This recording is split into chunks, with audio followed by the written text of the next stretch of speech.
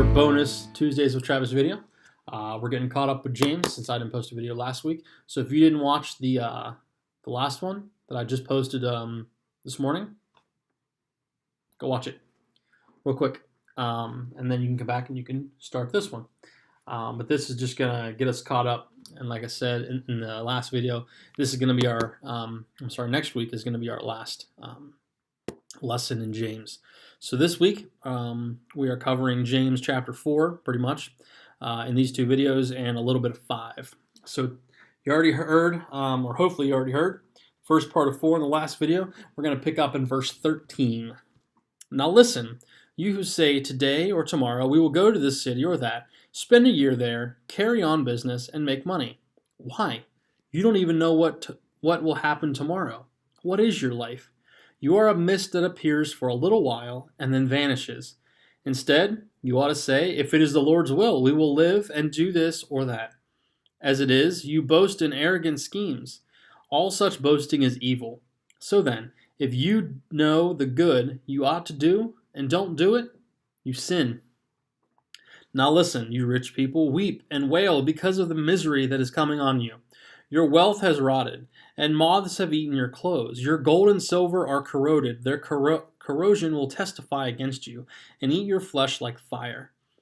You have hoarded wealth in the last days. Look, the wages you have failed to pay the workers who mowed your fields are crying out against you. The cries of the harvesters have reached the ears of the Lord Almighty. You have lived on earth in luxury and self-indulgence. You have fattened yourselves in the day of slaughter. You have condemned and murdered the innocent one, who was not opposing you.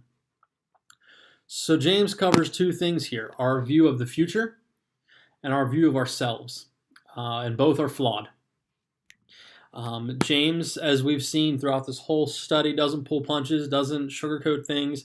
He puts it out there the way it is and says, listen, if you're doing this, you need to be doing this, go do it. So this is no different. We have a tendency in our lives to make these plans for the future, whether that be career, whether it be vacations, whether it be how to run your finances, whether it be relationships, whatever the situation might be. We look far into the future and we have these ideas and these plans of how to make things work.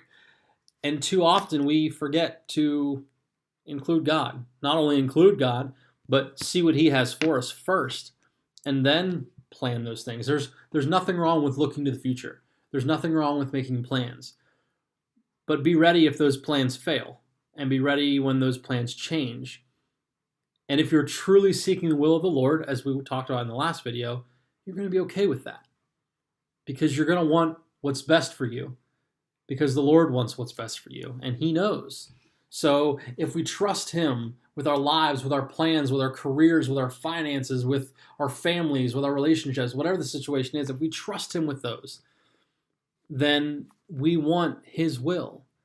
And we can rest knowing that He has our best interest in mind, that He loves us, He's going to provide for us and protect us.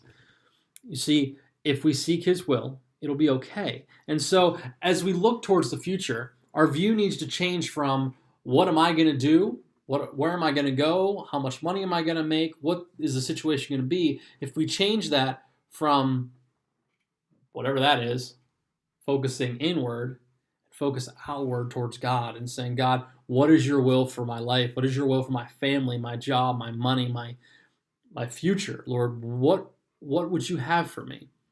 And when we focus on that, the future is a lot better. And as I said in the last video, and I say many times, not always easier, but it's going to be better because we're in the Lord's will. We're seeking what He wants done. And James talks about then our view of ourselves. And this is where it gets personal and we start stepping on toes. But hey, if it needs done, it needs done. And if you feel like you getting your toes stepped on, then maybe there's a reason for that. And so James says, or asks a very difficult question. Why? You don't even know what will happen tomorrow. What is your life? What is your life? And I spoke about, on Sunday, I spoke about autobiographies. And two of my favorite autobiographies, hang on one second,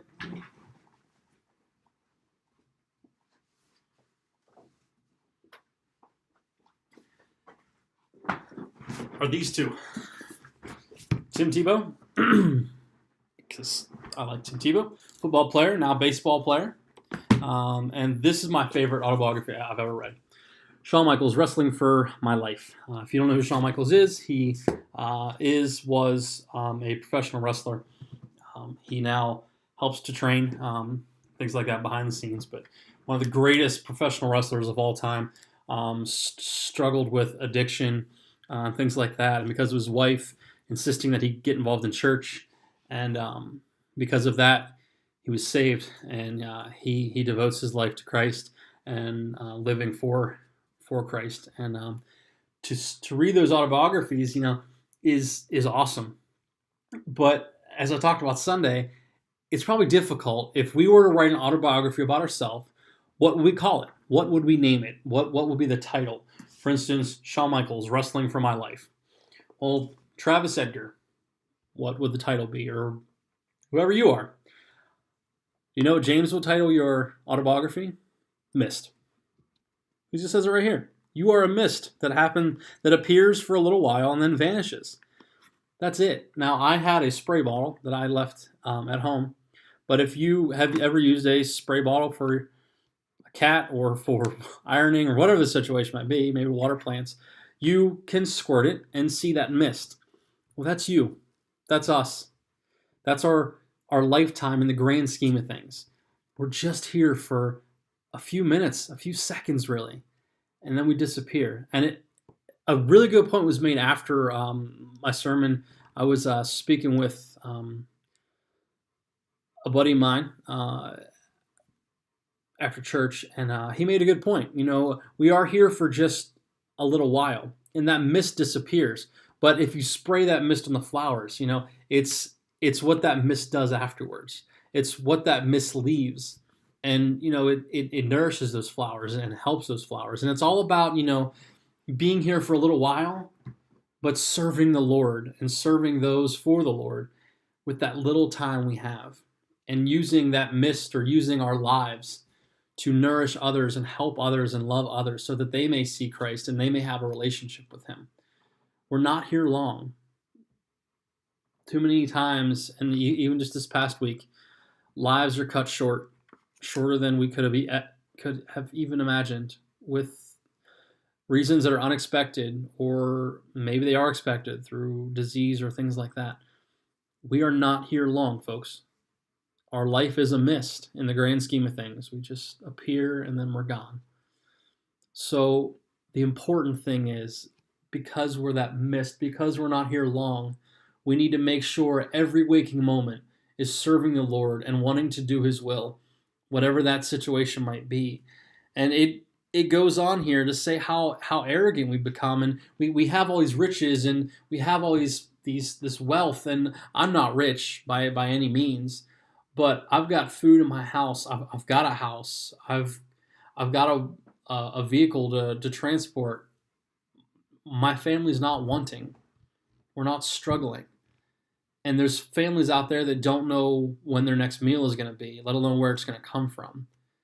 And so we need to examine ourselves and not continuing to fatten our bank accounts for our own good, but to make sure those that need are being taken care of, and those that need that food and just want comfort, that we're giving that to them, that we're not just focusing on ourselves. See, if you listen to the last video or anything in James, the whole point of this is to have a religion that God our Father accepts as pure and faultless.